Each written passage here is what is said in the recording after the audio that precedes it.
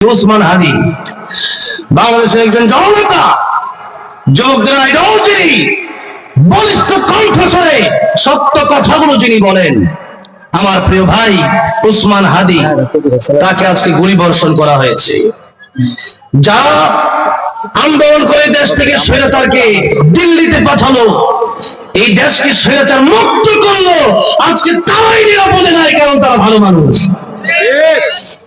গতকালকে নির্বাচনের তফসিল ঘোষণা করা হয়েছে। একদিনের ভিতরেই যদি এভাবে হামলা শুরু হয়ে যায়, আমার তো মনে হয় আগামী নির্বাচন সুষ্ঠু হবে না, সুন্দর হবে না। আমরা রক্তপাতের বাংলাদেশ দেখতে চাই না, জুলুমের বাংলাদেশ দেখতে চাই না। আগামী বাংলাদেশ হবে ইনশাআল্লাহ, আগামী সংসদ হবে ইনশাআল্লাহ, কোন সংসদ করে বাংলাদেশ ঠিক আছে। আল্লাহ সুবহান মহিয়ান কুরিয়ান রব্বুল ইজ্জত ওয়াল জালালের সুন্দর বাড়ি হৃদয়ের গভীর থেকে প্রাণ খুলে শুকরিয়া আদায় করছি যে মহান রব্বুল ইজ্জত ওয়াল জালাল আমাদেরকে এমন কিছু নিয়ামত দান করেছেন, যে নিয়ামত আল্লাহ রাব্বুল আলামিন ডোনাল্ড ট্রাম্পকে দেন নাই, নরেন্দ্র মোদীকে দেয় নাই, যে নিয়ামত আল্লাহ সুচিকে দেয় নাই, পুতিনকে দেয় নাই, পৃথিবীর বড় বড় ক্ষমতাধর ব্যক্তিদেরকে আল্লাহ দেয় নাই। এর মধ্যে অন্যতম নিয়ামতের নাম হচ্ছে ঈমান, এর মধ্যে অন্যতম নিয়ামতের নাম হচ্ছে কোরআন, এর মধ্যে অন্যতম নিয়ামতের নাম হচ্ছে দ্বীন ইসলাম। আল্লাহ রাব্বুল আলামিন এমন দামি দামি নিয়ামত আমাদেরকে দান করেছেন, শ্রেষ্ঠ নবী আমাদেরকে দিয়েছেন। আজকের এই পর্যন্ত হায়াত বাড়িয়ে দিয়ে আল্লাহ আমাদেরকে নেক কাজের সাথে শরীক হওয়ার তৌফিক দান করেছেন। সেই জন্য জবান ছেড়ে দিয়ে সকলে আল্লাহর মহব্বতে বলি আলহামদুলিল্লাহ। আমি একেবারে ওই যে দূরে আমার চোখ গেছে, কয়েকজন মহিলা আছেন, আপনাদেরকে অনুরোধ করছি, পুরুষদের সাথে আপনাদেরকে এখান থেকে সরে যান, এখানে কোনো দেখা দেখি নাই, আলোচনা শোনেন, তত জোরে আমল করেন। আপনারা দূরে থাকবেন, ওইটাই দরকার। পুরুষ এখানে দাঁড়ায় আছে, এখানে আপনারা ঢুকছেন কেন? হ্যাঁ, মাহফিল অন্যদিকে যান, বাড়ি ঘর অথবা যদি জায়গা থাকে ব্যবস্থা সেখানে যান, আছে নাকি সেখানে যান, তো এখানে কেউ দাঁড়াইছেন?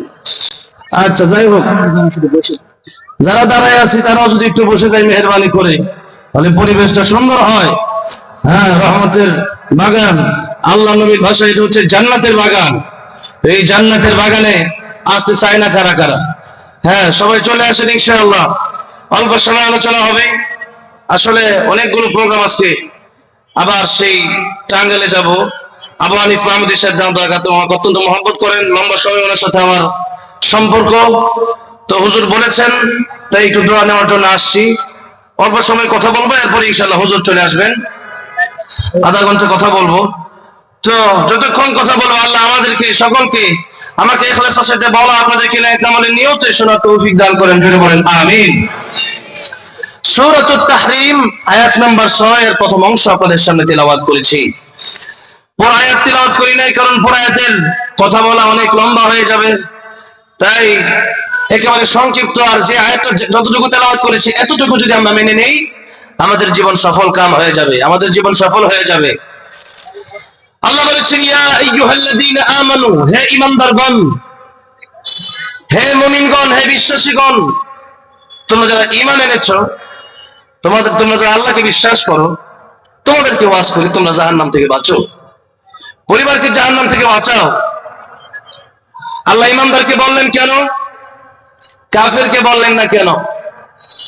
আল্লাহ ঈমানদারকে বললেন এই জন্য, কারণ যার ঈমানই নাই, এরা জাহান্নাম থেকে বাঁচতে ওয়াজ করে লাভ কি? জান্নাত জানেন বিশ্বাসই করে না, তার ওয়াজ করে লাভ কি? হ্যাঁ, ওয়াজ করে আর বিলাই ওয়াজ করে এক সমান। এই জন্য বিলাইয়ের সামনে আমরা যদি মাছ দিয়া কোন বিলাই খাইস না, খাইলে তোরে 50 বেতের বাড়ি দিমু, বিলাই কি তোর ওয়াজ আমার ঠ্যাঙ্গেও লাগে না, তোর ওয়াজ না খেতাম, আমার মাছটাও দরকার খাম। ফরে কি বিলে ফরেরটা, কাফের বিমান হচ্ছে এমন, ফরে কি ভাইরা এটা বিশ্বাস করে, তো ফরে তো ফরে, পরের জীবন ফরে দুনিয়া। হ্যাঁ, মস্ত বড় ফুর্তি করো, হ্যাঁ, দুনিয়াটা ফুর্তির জায়গা, আরাম আনন্দের জায়গা দুনিয়া, কিন্তু আল্লাহ নবীকে না, মুমিন যারা, এদের জন্য এটা আনন্দের জায়গা নয়। আর দুনিয়া মাজরাতুল আখিরাহ, পরকালের জন্য আমল করবে, পরকালের জন্য এটা হচ্ছে তার দুনিয়া, তার ক্ষেত, এটা তার কর্মক্ষেত, তার কাজের জায়গা। এখানে কাজ করবে, আখিরাতে বেতন পাবে, জোরে বলেন সুবহানাল্লাহ। কেমন বেতন? ফামান ইয়ামাল মিসকালা যাররাতিন খায়রান ইয়ারা, ওয়ামান ইয়ামাল মিসকালা যাররাতিন শাররান ইয়ারা, যদি ভালো কাজ অল্প করেন সেটাও কিয়ামতের ময়দানে আপনাকে দেওয়া হবে, আর যদি মন্দ করেন সেটার প্রতিদান দেওয়া হবে। সুতরাং এখান থেকে আমাকে আমল গোছায় নিয়ে যেতে হবে, এখান থেকে এমন কিছু কাজ করে যেতে হবে যেই কাজ আমি এখানে ধান লাগাবো আর আমি ওখানে গিয়ে আরাম করে খাবো। যারা কৃষি ধান চাষ করে 4 মাস ধান চাষ করে কষ্ট করে আর বাকি 8 মাস বৈশা বৈশা খায় ওই ধান বিক্রি করে।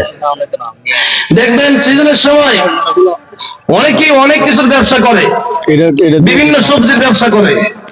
তো এখন সিজনের সময় দেখা যায় শীতের সময় অনেক সবজি হয়, দেখবেন অনেক কৃষি আছে যারা এই সময় এই সবজিগুলো মানে তারা চাষ করে বিক্রি করার পর ভালো লাভবান হইতে পারলে আগামী বছর পর্যন্ত এটা বৈশা বৈশা খায়। তাহলে 4 মাস কষ্ট করে 8 মাস বৈশা বৈশা খায়। এখন কষ্ট না করে কেউ যদি চাকরিও না করে, ব্যবসাও না করে, খেত খামারও না করে, কোনো কিছুই করে না, বৈশা বৈশা খাওয়ার সিস্টেম আছে নাই? তাহলে দুনিয়াতেই যদি বৈশা বৈশা খাওয়ার সিস্টেম না হয়, দুনিয়ার সামান্য নিয়ামতের জন্য যদি নিয়ামত তো আল্লাহই দেয়, এরপরেও দেখা গেছে যে একটা ওসিলার তো প্রয়োজন আছে, দুনিয়াতে নিজাম আছে, তো সেই জন্য চাকরি করতে হয়, ব্যবসা করতে হয়, খেত খামার করতে হয়, এত কিছু করতে হয় দুনিয়ার জন্য। যে জান্নাতে যাওয়ার পরে অনন্তকাল চিরজীবনের জন্য আল্লাহ জান্নাত দিবেন, ওই জান্নাতে যাওয়ার জন্য জাহান্নাম থেকে বাঁচার জন্য বুঝি ব্যবসা নাই, চাকরি নাই, কোনো কাজ কাম নাই, এমনি যামুগা না, কাজ আছে।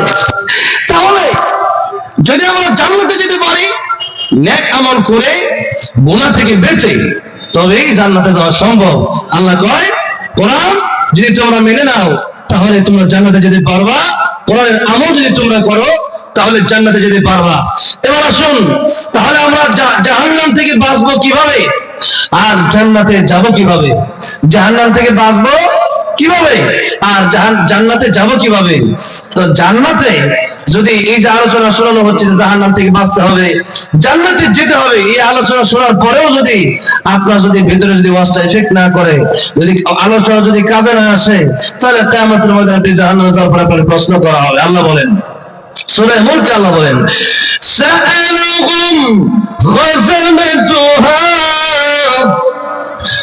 ألم يأتكم نذير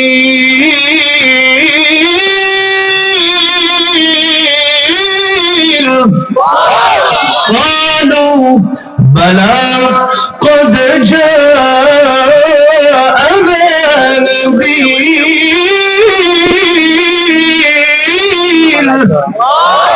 প্রশ্ন করা হবে তোমাদের কাছে কি ভীতি প্রদর্শনকারীরা যায় নাই, ওয়াজ মাহফিল হয় নাই? তখন বলবে কালো, তারা বলবে বালা হ্যাঁ কদ জাআনা নাযীর, ভীতি প্রদর্শনকারীরা আসছিল, প্রতি সপ্তাহে কত ওয়াজ হয়েছে, কিন্তু ফাকাদ্দাবনা, অস্বীকার করেছিলাম যে মোল্লা কাঠমোল্লা কি কইতো। হ্যাঁ, আমাদের এখানে কাঠমোল্লাকে গালি দেয়, জঙ্গি কইয়া গালি দেয়, মৌলবাদ কইলা গালি দেয়। আর এগুলা গালি দিলে আমরা অত অসন্তুষ্ট হয় না, কারণ আমার নবীরে পাগল কত করবে আবু জাহেল গালি দিত। আর আজকে সেই আবু জাহেলের উত্তর শরীফরা আলেমদেরকে জঙ্গিবাদ আর মৌলবাদ কইলা গালি দেয়। তাহলে যাও তোমরা আবু জাহেলের সাথে তোমাদের হাসর হবে। আর দ্বীন ও ইসলামের জন্য যদি কেউ খাঁটি মানুষ হয়, যদি কেউ ভালো থাকে, সে ব্যক্তি ভালো থাকতে পারে না।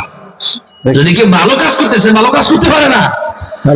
আজকে বাংলাদেশে যে ঘটনাটা ঘটছে, ওসমান হাদি বাংলাদেশের একজন জননেতা, যুবকদের আইডল যিনি, বলিষ্ঠ কণ্ঠস্বরে সত্য কথাগুলো যিনি বলেন, আমার প্রিয় ভাই ওসমান হাদি, তাকে আজকে গুলিবর্ষণ করা হয়েছে।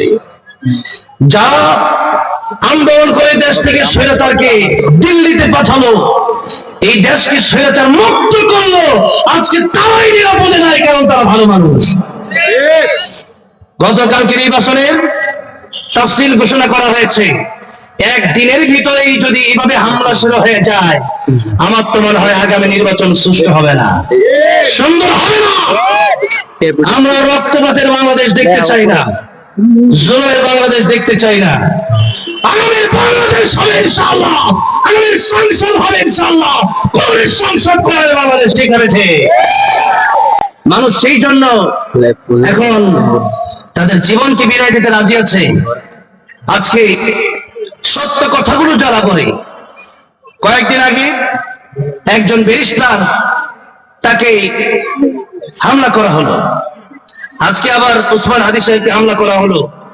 এমন ন্যাক্কারজনক ঘটনার তীব্র নিন্দা ও প্রতিবাদ জানাচ্ছি আমরা বলতে চাই, খুব দ্রুতই বাংলার জমিনে কারা এগুলি বর্ষণ করলো, কাদের কথা শুনে করলো, এই বিচার করতে হবে। রাজি আছেন না নাই? একটা বিচার না হলে আরো শত শত খুন হবে, আরো শত শত গুম হবে, হামলার শিকার আর শত শত হামলার শিকার মানুষ হয়ে যাবে। সেই জন্য বাংলাদেশে আগামীতে জুলুম আর চাঁদাবাজি আর দুর্নীতি করে ক্ষমতায় আসার চিন্তা যারা করছেন, দুর্নীতি চাঁদাবাজি সব করে আপনারা ক্ষমতা আসতে পারবেন না, সেই চিন্তা সেই আশা মন থেকে ডিলিট করে দেন। জনগণের সাথে ভালো ব্যবহার করতে পারলেই আগামীতে ভোট পাওয়া যাবে, নয়তো ভোট কেন জনগণ আপনাদেরকে চোখা পিঠা খারাপ করে হয়ে যাবে। সেই চিন্তা বাদ দেন, সেই চিন্তা বাদ দেন, সেই চিন্তায় দেশে বাস্তবায়ন হবে না। জনগণ রে, 500 টাকা দিয়ে আর ভোট কিনা যাবে না ইনশাআল্লাহ। জনগণ এখন আর বোকা নয়, জনগণ বুঝে গেছে যে স্বৈরাচাররা এই বাংলার জমিনের ক্ষমতায় বসতে পারবে না। এই হামলাগুলো যারা করেছে তাদের তো বোঝা উচিত ছিল যে একজন ভাই তিনি আমাদের দেশের জন্য এত কষ্ট করলেন, বুলেটের সামনে বুকটা পেতে দিলেন, সেই ওসমান হাদীকে আমরা যে গুলি করছি তার জন্যই তো আমরা এত সুন্দর আছি। সে যদি ওই দিন না করতো, গত 16 বছরও তো তোমরা পারো না, এখন গুলি করলা কেন? এই জন্য এরা মানুষ হতে পারে নাই, এরা প্রকৃত মানুষ হতে পারে নাই। এই দেশের মানুষগুলো আজকে কেমন যেন অমানুষ হয়ে যাচ্ছে, অমানুষ। এই জন্য অমানুষ হওয়া যাবে না। জান্নাত থেকে যদি বাঁচতে চান, জান্নাতে যেতে চান, প্রকৃত মানুষ হওয়া লাগবে। আর এই প্রকৃত মানুষ হওয়ার জন্য আল্লাহ রাব্বুল আলামিন সূরা রহমানের দ্বিতীয় বর্ণিত এটি বললেন, আল্লামাল কুরআন খালাকাল ইনসান। আমি আল্লাহ আর রহমান, রহমান যিনি, দয়াময় যিনি, তিনি আমাদের উপর কোরআন দিয়ে সবচেয়ে বড় দয়া করলেন। কোরআনের বিধিবিধান যতক্ষণ পর্যন্ত আমরা না মানব, চুরি বন্ধ হবে না, ডাকাতি বন্ধ হবে না, সুদ বন্ধ হবে না, ঘুষ বন্ধ হবে না, হামলা মামলা বন্ধ হবে না।